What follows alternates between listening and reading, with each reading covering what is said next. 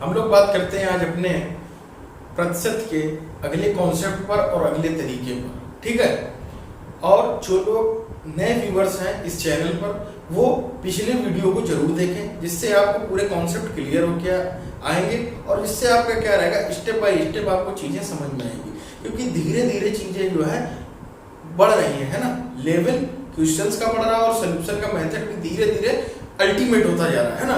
तो जब धीरे धीरे चीज़ें बढ़ेंगी, ठीक है, तो आपको थोड़ा सा समझने में, अगर आपने पहले से कहीं यार पढ़ रखा है तो उसकी बात अलग है। अगर नहीं पढ़ा है तो मैं आपको रिकमेंड कर रहा हूँ कि आप मेरे पुराने वीडियो को जरूर देखें, उससे आप अच्छे से समझ में आएंगे पार्ट से प्रतिशत और क्या। क्योंकि यार अब मैं अगर वही चीज़ें बार बार बताता रहूँगा तो जो बच्चे शुरुआत से पढ़ रहे हैं ना उनका बहुत लॉस होगा, है ना। तो उनका लॉस नहीं करना है और आज की क्लास को हम यहीं से शुरुआत करते हैं, ठीक है। पहला सवाल आप देखिएगा अपनी स्क्रीन पर, क्योंकि क्वेश्चन यार जल्दी से जल्दी कराना है ना। कम से कम 200 क्वेश्चन या 150-200 प्रतिशत के ही आपको इसी चैनल पर देखने को मिलेगा। आपका फिर परसेंटेज का इससे क्वेश्चन बाहर नहीं जाएगा, ये मैं आपको गारंटी दे रहा हूँ, है ना। एक आदमी की आय 5% आज आपका जो है, तो सवाल को समझिएगा फिर मैं आपको बताता हूँ क्या तरीका रहने वाला है। सक्सेसिव का मतलब होता है उत्तरोत्तर, है ना, कि एक चीज अभी हो इसके बाद तुरंत दूसरी हो गई, उस कॉन्सेप्ट पर बात करने वाला हूँ, है ना। कोई भी कॉन्सेप्ट आपका नहीं छूटेगा, इस चीज की मैं गारंटी देता हूँ। आप टेंशन न लें, आराम से समझे, बस कॉन्सेप्ट पकड़े, उसी के सवाल अपने घर पर लगाएं, ठीक। एक आदमी की आय 5% प्रतिवर्ष बढ़ती, ठीक, यदि उसकी आय इस समय 620 हो।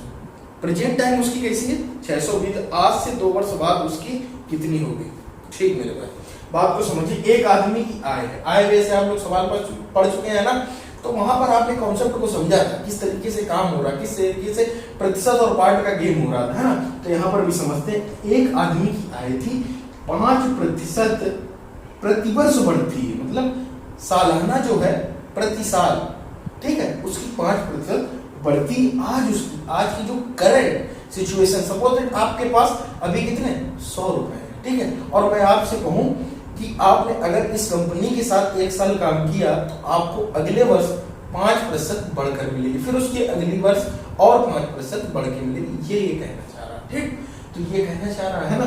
तो उसने कहा उसकी आय प्रेजेंट टाइम कितनी, 620 रुपए। मैं तरीके 2 बताने वाला हूँ, एक जो आप लगाते, एक जो मैं लगाता हूँ, ठीक है। दोनों तरीकों को आप समझिए। 620 आप ये क्या करते, अभी उसकी कितनी भाई 620। फिर आप क्या करते हैं कि उसकी आय 5% प्रतिवर्ष बढ़ती। मेरी बात बताइए, अगर किसी व्यक्ति की आय अभी प्रेजेंट टाइम की सपोज दैट आपकी 100 रुपए, ठीक, सपोज दैट आपकी 100 रुपए है, तो मैं आपसे बोलता हूँ अगले वर्ष आपकी 5% बढ़ेगी। कोई भी वैल्यू, मैंने आपको बार बार बता रखा कि कोई भी वैल्यू अपने आप में कितनी होती है, 100%, ठीक। तो 100% से 5% बढ़ गई, अर्थात कितनी हो गई, 105% अगली बार आपको देखने को मिलेगी। 105% का मतलब हो गया 105/100, ठीक। ये हो गई 1 साल के बाद की आय, ठीक, बात को समझना। 1 साल के बाद की आय, फिर अगले साल क्या होगा, अगले साल आप फिर उसने कहा कि 5% बढ़ जाती है, अगले साल इसी रुपए का, जो ये रुपए है ना, इसका भी 5% बढ़कर मिलेगी। अब में यार कितना हो जाएगा, कोई भी एक फंक्शन, बात को समझ लो, इस बात को बहुत काम आने वाली, कोई भी एक फंक्शन, ठीक है, कोई भी एक फंक्शन यदि पूरा होता है, बात को समझना, कोई भी यदि फंक्शन एक पूरा होता है तो उसके बाद जो वैल्यू हो जाती है फिर वो कितनी हो जाती है, 100% हो जाती है। सपोज दैट आपकी पॉकेट में प्रेजेंट टाइम 100 रुपये, मेरी बात को समझना अच्छे से, आपकी जेब में 100 रुपये, मैंने आपसे 10 रुपये ले लिए, ठीक है, मैंने आपसे 10 रुपये ले लिए। अब मैं आपसे पूछ रहा हूं कि आपके पास कितने रुपए बचे प्रतिशत में, तो आपके पास अभी भी यार कितने हैं, 100%। इस बात को समझिएगा। यदि सपोज दैट आपके पास प्रेजेंट टाइम 100 रुपए हैं और मैंने आपको 10 रुपए दे दिए, ठीक, तो अभी आपके पास वैल्यू में तो 110 हो गए, लेकिन प्रतिशत में वो एक जब फंक्शन पूरा हो जाता है, एक जब चेन पूरी हो जाती है, तो अपने आप में वो पुनः 100% बन जाता है। इस बात को आप समझिएगा, ठीक। तो वही ये काम हो रहा। तो तो अब ये कितनी इसकी आय हो गई, अगले साल के लिए बढ़ गई, कितनी हो गई 100%। ठीक है, अब ये अगर 100% हो गई तो फिर वो कितनी 5% बढ़ जाती है। तो पहले साल का है ना, ये पहले साल की इनकम है, तो अगले साल और 5% बढ़ गई, अर्थात 105/100। यही तो आप लोग करते हैं, ये करेंगे। ठीक, तो अब इसको आप लोग हल कर लेंगे और आपका आंसर आ जाएगा और आप खुश हो जाएंगे। ठीक, एक तो ये खुशी का तरीका हुआ, दूसरा थोड़ा सा दिमाग का तरीका समझना। इसने जो दे रखा, एक व्यक्ति की आय 5%, 5% की पार्ट वैल्यू 1/20 होगी या नहीं होगी? 5% की पार्ट वैल्यू कितनी होती है? 1/20। 20 क्या है, मैंने क्या बताया, जो भी वैल्यू नीचे वो उसकी क्या, प्रेजेंट टाइम की आय, प्रेजेंट टाइम की आय। कल यही सब मैं यार आपको बताता रहा कि प्रेजेंट टाइम की, अभी की जो करंट सिचुएशन की उसकी आय है वो कितनी, 20 रुपए। और ये क्या है, ये जो उस पर काम हो रहा है, जो क्वेश्चन बोल रहा, सपोज दैट कभी बढ़ना बोलेगा, कभी घटना बोलेगा। ठीक है, कि आज बढ़ गई कल घट गई, तो उससे आपको डरना नहीं। अगर बढ़ गई तो ये जुड़ जाएगा, अगर घट गई तो एक लेस हो जाएगा। ठीक है, तो अब 20 से सपोज दैट पहले आपकी इनकम कितनी थी भाई, 20 रुपए। ठीक, 1 रुपए बढ़ गई तो अब कितनी हो गई, 21 रुपए। ठीक, आपकी बढ़ गई। फिर अगले साल यही काम हुआ, फिर अगले साल कितना हुआ, फिर कोई भी वैल्यू कितनी होगी, 100%। तो अगले साल 5% की वैल्यू कितनी होगी, 1/20। तो 20 रुपए आपकी प्रेजेंट आए, 1 रुपए जो उसकी बढ़ी या घटी। ठीक है, बढ़ी या घटी, तो ये कितनी हो जाएगी, 20 थी अभी, बढ़ के कितनी हो जाएगी 21। 20 से कितनी हो गई, 21।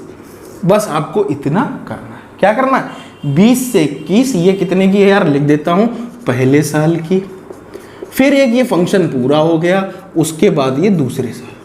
ठीक, तो अब उसकी आय कितनी होगी, 20 से 21। ठीक, ये दूसरी साल 5% बढ़ी जब वो फंक्शन हो गया। अब ये दोनों का आप मल्टीप्लाई करें, कितना हो गया, ये 400 और 21 का स्क्वायर कितना होता है, 441। बस इतना आपका आ गया। अब आपका आंसर आ जाएगा। देखिएगा किस तरीके से उसने क्या दे रखा है, उसने दे रखा है कि प्रेजेंट टाइम की, अर्थात ये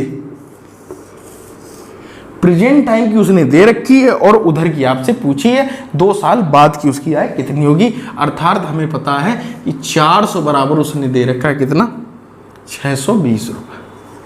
और पूछ क्या रहा आपसे, 441 की वैल्यू। बस आपसे इतना पूछ रहा और आपका आंसर आ जाएगा। देखिएगा किस तरीके से, इससे ये कट जाएगा और इसको आप इस तरीके से लिख लीजिएगा, 441/40।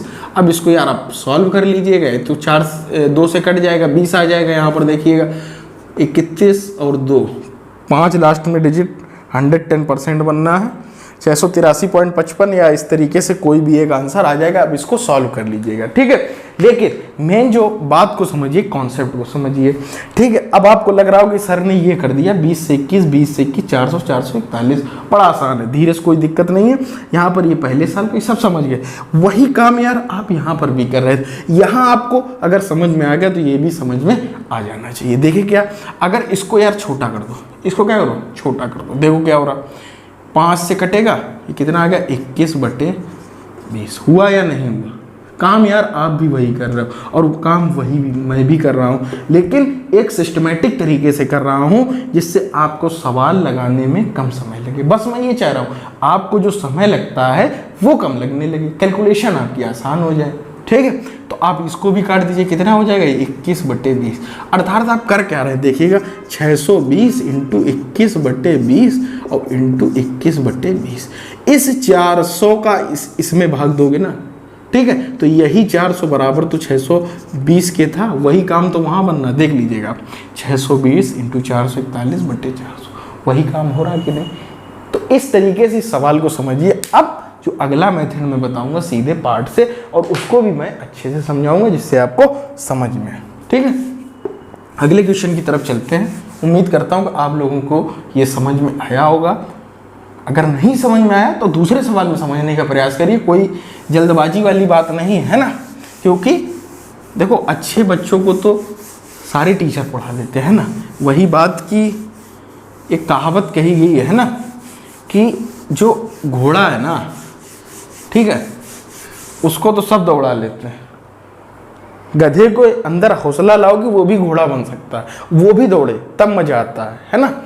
जिसको मैथ आती है आपने उसको अगर सिखा दिया तो कोई बहुत बड़ा तीर नहीं मार दिया। और बहुत से एजुकेटर आज के समय में यही कर रहे हैं, जिनको मैथ आती है उन्हीं को और सिखा देते हैं, और वो तो पहले से ही बच्चा सीखा, अगर थोड़ा सा उसको तो केवल एक गाइड करना, मार्गदर्शन करना, वो अपने आप से अच्छा करेगा। मैं ये लिख के दे रहा हूँ क्योंकि उनका आईक्यू लेवल और तेज होता है ना। लेकिन जो बच्चे जिसकी मैथ में समस्या बनी, जिसकी कम नंबर आ रहे एग्जाम में, मैथ की वजह से ही उसका सिलेक्शन रुका हुआ है, उन बच्चों पर भी काम करने की ज़रूरत है। उसके अंदर टैलेंट है, सारे सब्जेक्ट अच्छे, लेकिन यार मैथ नहीं आ रहा है। बहुत से एग्जाम ऐसे हैं, बच्चे बार बार रिक्वेस्ट कर रहे हैं कि सर आप और बेसिक से पढ़ाइए, अच्छे से पढ़ाइए, और जिनको आती है वो भी देखें, ठीक है। और उनके लिए भी मैं बहुत जल्दी मिक्स क्वेश्चन की सीरीज लाऊंगा, उनको मैं फिर उस लेवल पे लेके जाऊंगा। तब तक इनको भी तैयार कर लूँ, इनको भी तो यार आपके लेवल पर ले आऊँ, इनको भी जहाँ आपके लेवल पे ले आओ, ये भी दौड़ेंगे, है ना। आप थोड़ा तेज दौड़ेंगे लेकिन ये भी तो दौड़ लगाएंगे,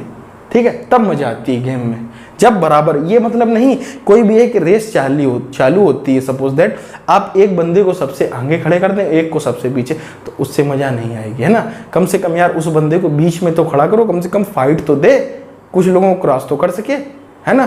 कि एक बंदा पीछे बैठा, तुम आगे बैठे हो और तुम आगे निकल जा रहे हो, तो अपने आप को सोच रहे हो कि बहुत बड़े मैं रेसर हूँ या योद्धा हूँ, है ना। लेकिन पीछे वाले बच्चे को भी तो बराबर लाओ, फिर उसके बाद दौड़ाओ, कंपटीशन लो, तब मजा आएगी, है ना। चलिए अगले सवाल की तरफ चलते हैं। एक शहर की आबादी प्रतिवर्ष 4% बढ़ जाती है, ठीक। यदि वर्ष के प्रारंभ में 1,20,000 हो तो वर्ष के अंत में कितनी हो? ठीक है भैया, चलो देखते हैं इस सवाल क्या कह रहा है। शहर की आबादी प्रतिवर्ष 4 वर्ष बढ़ जाती है, यदि वर्ष के प्रारंभ में इतनी हो तो वर्ष के अंत में कितनी हो?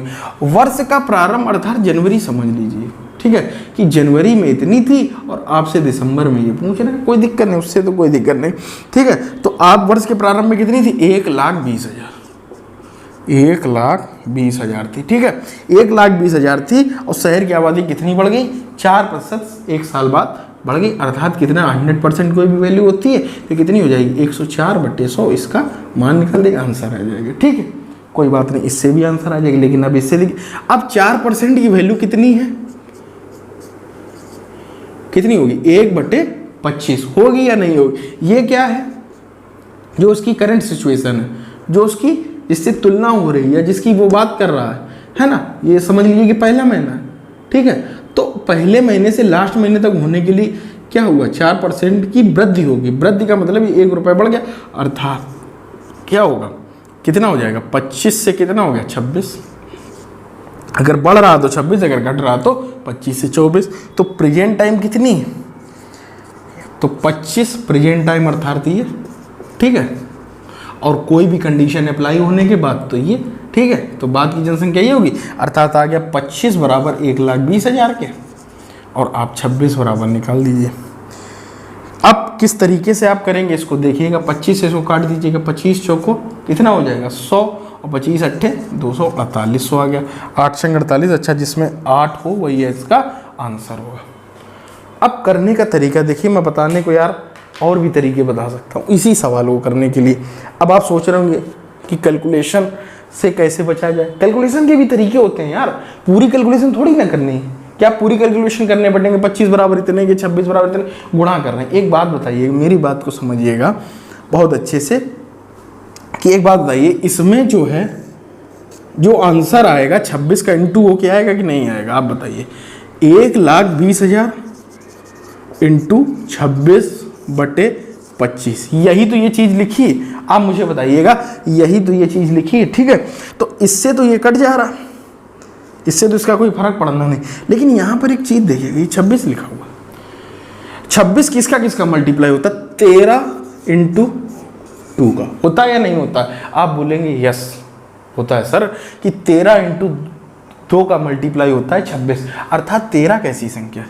13 एक अभाज्य संख्या, और अभाज्य संख्या किसी से कटती नहीं। बात को समझिएगा, अभाज्य संख्या क्या करती है? किसी से कटती नहीं है। अर्थात इसका मतलब हो गया आपका कि 13, अगर यहाँ जो आंसर आएगा इसका, वो 13 का क्या होगा? मल्टीप्लाई होगा, 110% होगा, उसमें कोई फेरबदल नहीं होने वाला। तो ऑप्शन में आप ये चेक कर लें कि कौन सी संख्या 13 से कट रही, वही उसका आंसर होगी। जो संख्या 13 से कटेगी वही उसका आंसर होगी। ठीक है, ये सब बातें धीरे धीरे आपको और समझ में आएंगी। चलते हैं अगले क्वेश्चन पर।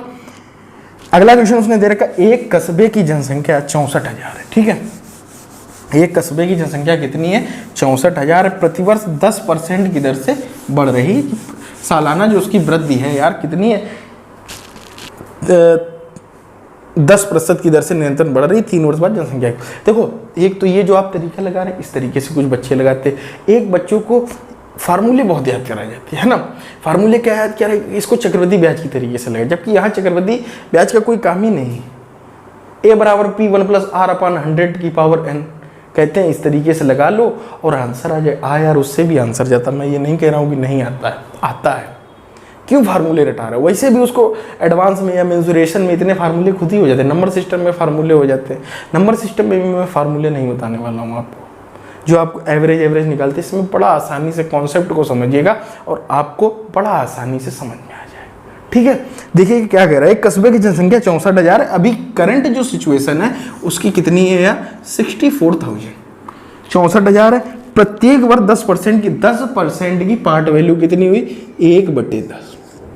ठीक है, तो अभी उसकी कितनी है जनसंख्या? जो प्रेजेंट टाइम है, ये प्रेजेंट टाइम। ठीक है, और ये क्या है? 10% जब बढ़ गई, ये 10% की केवल क्या है? वृद्धि, जो किस पर हुई? अभी के साल में। तो 10 से कितनी बढ़ के 1 रुपए बढ़ गई, तो कितनी होगी? 11। ये हो गई पहले साल। फिर अगले साल यही काम हुआ कि 10 से 11, क्योंकि कोई भी सिचुएशन पूरी होने के बाद अपने आप में कितनी हो जाती है? 100%। अर्थात दूसरी भी कंडीशन कितनी होगी? ये फर्स्ट है, ये सेकंड साल का हो गया। फिर कितनी होगी? 10 से 11। फिर तीसरे साल कितनी होगी? 10 से 11। यही तो हो गया। अब वो आपसे पूछ क्या रहा है? कस्बे की जनसंख्या प्रेजेंट टाइम की कितनी है? 64,000 है, तो इसकी पूछ रहा, कोई दिक्कत नहीं। इसका ये हो गया 1,000, ये कितना हो गया? 1331। 11 क्यूब कितना होता है? 1331। तो उसने प्रेजेंट टाइम की दे रखी, अर्थात प्रेजेंट टाइम तो अपना यही है ना, ये प्रेजेंट टाइम है। और ये जो एक प्रक्रिया होने के बाद 10% की हर साल वृद्धि हो रही, 1 साल बढ़ा, 2 साल बढ़ा, 3 साल बढ़ा, है ना। तो ये हो गई, ये आपसे पूछ रहा है तो कोई दिक्कत नहीं। अर्थात जो आंसर होगा वो 11 का मल्टीपल होगा। अगर 2 मिले तो कोई दिक्कत नहीं, तो आप गुणा कर लीजिए यार। 1331 है, कितने गुणा कर दें? 4 इकाई का अंक, 2 ऑप्शन से बाहर हो गया, पहला और तीसरा।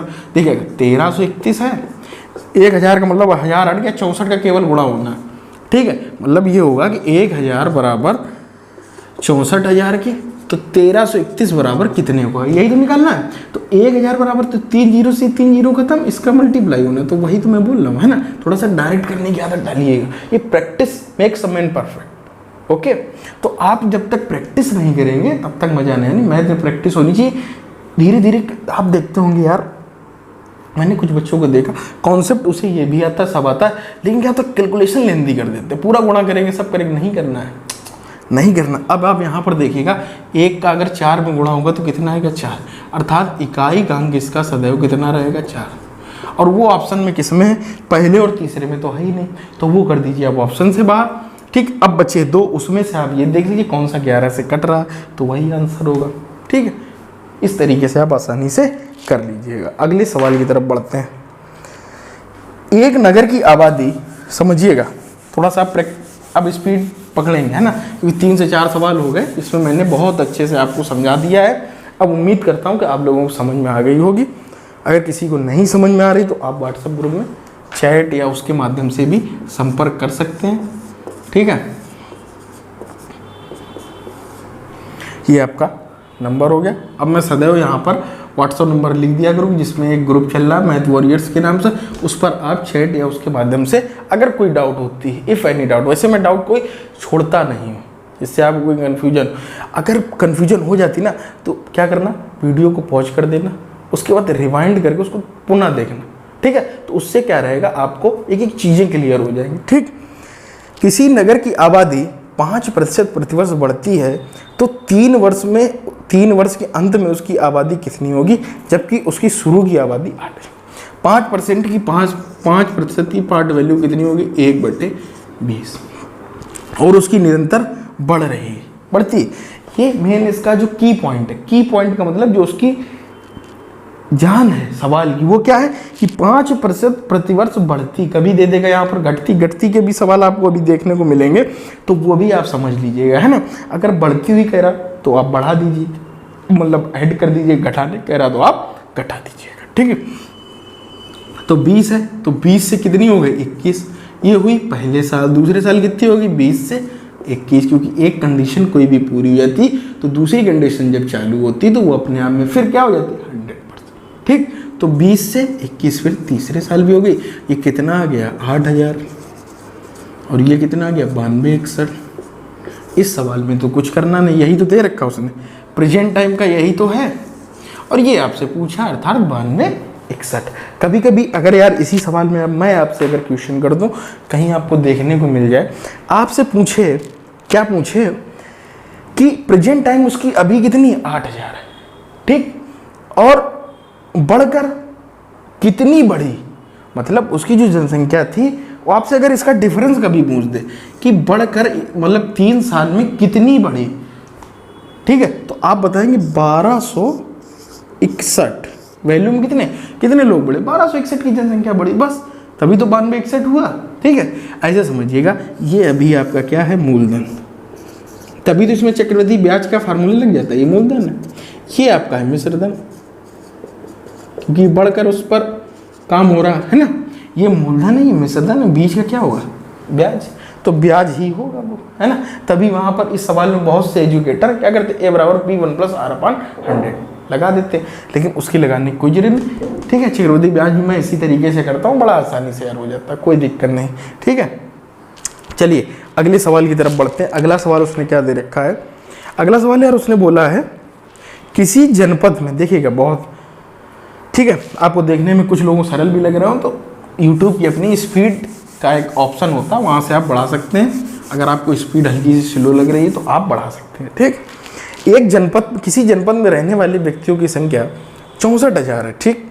यदि ये जनसंख्या 2.5% प्रतिवर्ष की दर से बढ़ती है, 3 वर्ष बाद फिर बढ़ती है ना, कटती वाले सवाल नहीं है एक का मिक्सअप क्वेश्चन लास्ट में आपको दूंगा, बहुत अच्छा सवाल है, उसको करा के इस बात को पूरी एंड करते हैं इस टॉपिक को, उसके बाद फिर अगले टॉपिक पर बात करते हैं, ठीक है।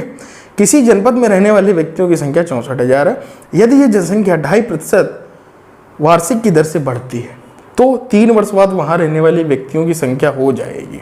बहुत आसान सवाल, देखने में आपको भले ही कठिन लग रहा हो, मुझे तो नहीं लग रहा यार। 2.5% का मतलब हो गया 2 दूनी 4 1 5/2, 2%, 5/2 की पार्ट वैल्यू कितनी होगी, इसे यहाँ प्रतिशत यहाँ से हटा कितना कर दें, यहाँ 0 बढ़ा दीजिए, यहाँ कितना आ गया आपका 1/40।